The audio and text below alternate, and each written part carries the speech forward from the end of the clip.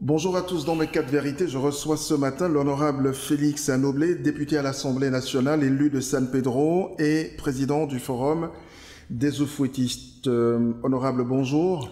Bonjour Ange. Bonjour et merci d'avoir accepté notre invitation. De votre conférence de presse, on retient essentiellement ceci, vous mettez en cause, si j'ai bien compris, le non-respect d'un certain nombre d'actes issu du 12e congrès de votre parti, le PDCI, en 2013.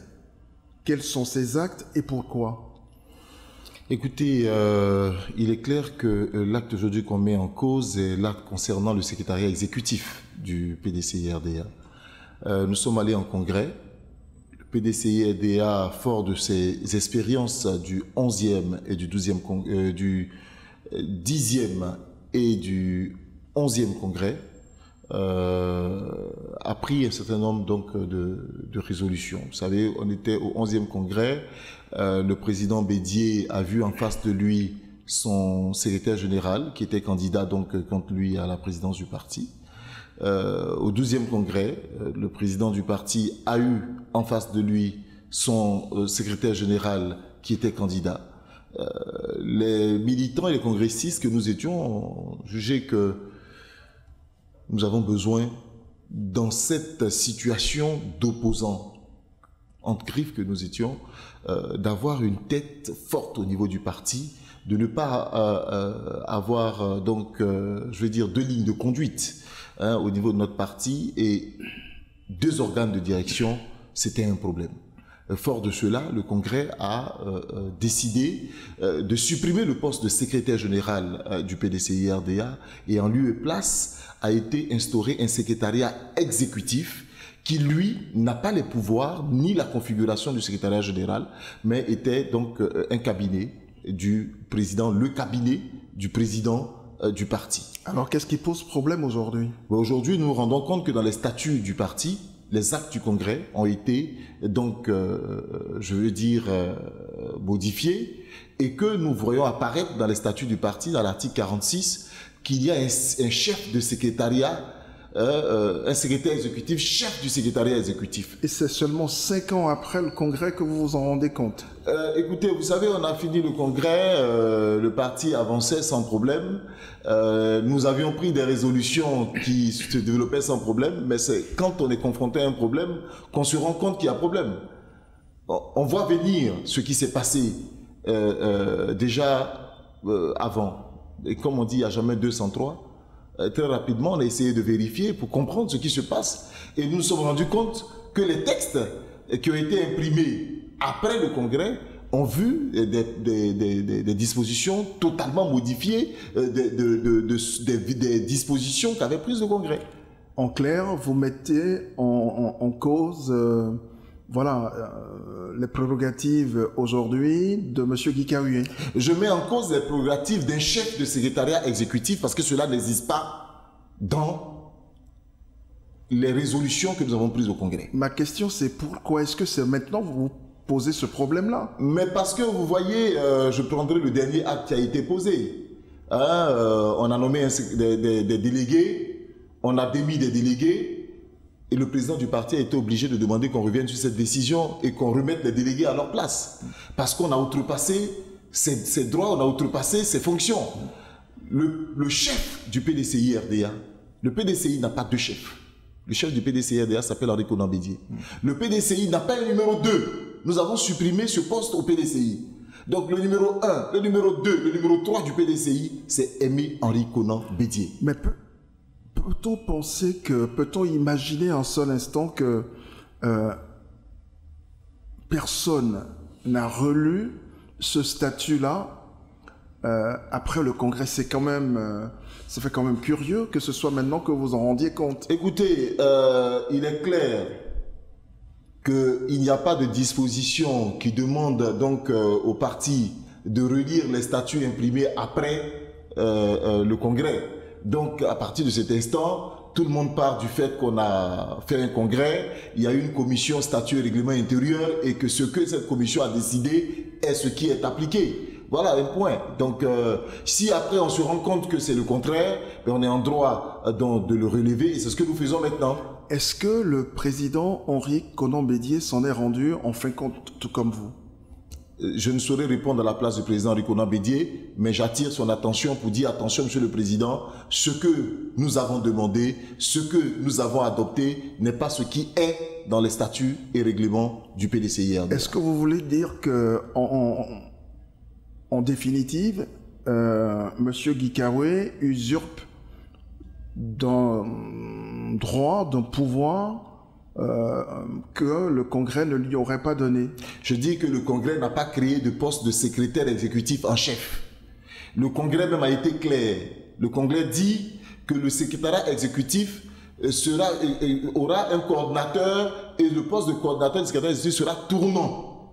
Donc il était clair que les secrétaires exécutifs devaient être nommés à tour de rôle et que ce poste-là devait être tournant. Si le président Bédié, qui est le patron du parti, décide de ne pas faire tourner comme le Congrès a dit, ça c'est le président Bédié, il a ce droit. Mais ce que personne n'a le droit de faire, c'est d'écrire autre chose dans les statuts. Ce que le parti a décidé doit être dans les statuts. Est-ce que, à l'intérieur du bureau politique, à l'intérieur des instances du parti, vous avez attiré l'attention de tout le monde là-dessus avant votre conférence de presse? Écoutez, j'ai attiré l'attention. Vous savez que ça fait un moment qu'on n'a pas eu de bureau politique. Mais il n'empêche que moi j'ai constaté. Est-ce que vous avez adressé tout au moins un courrier à qui? Au président du parti? Au président du parti pour l'en informer. Ben écoutez, j'interpelle maintenant le président du parti pour dire attention, monsieur le président, il y a un problème au niveau des statuts. Mais vous le faites en conférence de rédaction, en conférence de presse? Oui, je le fais en conférence de presse parce qu'aujourd'hui, il existe vraiment une embrouillamini terrible au niveau des militants du PDCI-RDA. C'est-à-dire moi, je suis allé dans certaines délégations où on m'a dit non, le numéro 2 du parti dit. Je dis mais il n'y a pas de numéro 2 au PDCI-RDA. Mais si ce n'est que ça, est-ce que en quoi cela serait-il grave? Écoutez, c'est grave quand le numéro 1, qui est le seul, il n'y a pas de numéro 2. Quand le président, le patron, celui à qui le Congrès a donné mandat de gérer le parti jusqu'au prochain congrès, qui, lorsqu'il veut prendre un certain nombre de décisions, peut consulter le bureau politique, prend une décision, et que cette décision est interprétée autrement sur le terrain, et qu'on nous dit, c'est le numéro 2 qui le dit, en ce moment, on est obligé de dire aux gens, attention, il n'y a pas de numéro 2. Donc, de quoi vous parlez? Il n'y a qu'un numéro 1, et c'est lui qui parle, et c'est ce qu'il dit qu'on exécute. On a comme l'impression que vous en avez quelque chose contre M. Guy Kaoué. Oh, pas du tout. Je ne fais jamais de combat de personne. Pas du tout. Je me plains d'un document. Là, ça a tout l'air. Non, pas du tout. Je me plains d'un document qu'on appelle statut et règlement intérieur du PDCI-RDA, qui ne retranscrit pas ce que nous avons décidé au Congrès et qui fait que sur le terrain, autre chose se dit, autre chose se fait. Et comme les mêmes causes produisent les mêmes effets, je veux éviter qu'on arrive à une situation où un numéro 2 qui n'existe pas vienne s'opposer à mon président à un moment donné. Aujourd'hui, on sait que fondamentalement, vous défendez le parti unifié, le projet du parti unifié. Monsieur Guy Kaoué n'applaudit pas l'avènement d'un parti unifié. Est-ce que vous n'êtes peut-être pas en train aussi indirectement de lui régler vos comptes? Et moi, je ne règle pas de compte. Je demande qu'on applique les textes que nous avons nous-mêmes votés au Congrès. Un point, c'est tout. Et je dis, le président du parti est le président du parti. Il n'a pas de numéro 2. Je dis aux militants du PDCI-RDA que le secrétariat exécutif a un coordonnateur, que le poste de secrétaire exécutif en chef du secrétariat exécutif n'a jamais été créé par le Congrès, que je ne sais pas qui a créé ce poste. Je dis que la coordination du secrétariat exécutif devait être tournant. Je dis que le Congrès a dit que tous les secrétaires exécutifs ont les mêmes droits les uns vis-à-vis des autres, et qu'ils répondent tous devant le président du parti, qui est leur seul chef. Je dis que le coordonnateur peut, si le président veut, être là pour 5 ans, ça fait 4 ans qu'il est là, moi, ça ne me pose pas un problème particulier, mais qu'on ne vienne pas me dire dans les statuts qu'il est le chef du secrétariat, je m'oppose à ça parce que c'est pas ce que le Congrès a dit. Alors maintenant que vous interpellez par voie de presse le président Bédié, qu'attendez-vous de lui? Mais écoutez, moi j'attends d'abord des militants qu'ils sachent qu'il n'y a pas de numéro 2 au PDCI-RDA. Et puis j'attends, on a un bureau politique, que le bureau politique puisse demander qu'on remette en état les articles du statut du règlement intérieur qui ont créé un poste qui n'existe pas et qui n'a pas été créé par le Congrès. Alors nous allons évoquer un autre sujet dans ce rendez-vous-ci. Votre collègue du même parti, Jean-Louis Bignon, a récemment affirmé sur les réseaux sociaux que les Ivoiriens, aujourd'hui en tout cas, n'ont pas besoin d'un parti unifié, que les Ivoiriens ont surtout besoin d'une Côte d'Ivoire réunifiée. Qu'est-ce que vous en pensez?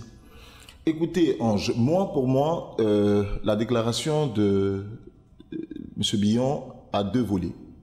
Le premier volet. Le premier volet, les Ivoiriens n'ont pas besoin d'un parti unifié. Je dis non. Je dis, M. Bignon, pour moi, a une mauvaise analyse de la chose. Les Ivoiriens ont besoin d'un pays réunifié. Je dis oui. Oui, je suis d'accord avec M. Bignon que les Ivoiriens ont besoin d'un pays réunifié. Mais la question que je pose à tout le monde, dites-moi, qui est en palabre en Côte d'Ivoire? Parce que quand vous sortez, que vous allez à Bramakoté ou à Yopougon ou à San Pedro ou à Dabakala, les Ivoiriens n'ont pas de problème entre eux. Hein. Ceux qui ont des problèmes, ce sont les politiciens. Ce sont les politiques qui ont des problèmes. Ceux qui sont en exil ou qui sont en prison qu'on demande qu'on libère, ce sont des politiques. Ce ne sont pas les Ivoiriens qui sont en prison, soit qu'ils ont volé, soit ils ont eu un comportement contre la loi, qui sont en prison. Donc personne n'est en train de crier pour qu'on les libère. Quand on crie pour dire non, libérer les prisonniers et tout, qu'on appelle prisonniers politiques, des prisonniers d'opinion, ça encore c'est un autre élément. Donc il va falloir prendre chaque dossier pour savoir pourquoi chacun est en prison. Mais je dis que le chef de l'État, même le président Henri Konan Bédié l'a dit, laissons la justice aller jusqu'au bout de ce processus et des décisions seront prises. Maintenant je dis, les politiciens ont des problèmes. Pour moi, à partir de l'instant où ce sont les politiciens qui ont des problèmes, si on veut... Donc le règlement est politique. Le règlement est politique. Si on veut créer un règlement politique des problèmes qu'on a, oui, le parti unifié, on était deux grands blocs. On était deux grands blocs quand il y a eu tous les problèmes. Le bloc RHDP, le bloc LMP. Les problèmes sont entre ces deux grands blocs. Maintenant, dites-moi, comment vous pouvez être en palabre, deux familles sont en palabre, et il y a une famille qui n'arrive même pas à s'entendre, ça se passe aussi au FPI, qui n'arrive pas à s'entendre et qui dit bon, il faut qu'on aille s'entendre avec nos frères. Mais tu n'arrives même pas à t'entendre avec tes propres frères, tu veux t'entendre avec tes cousins.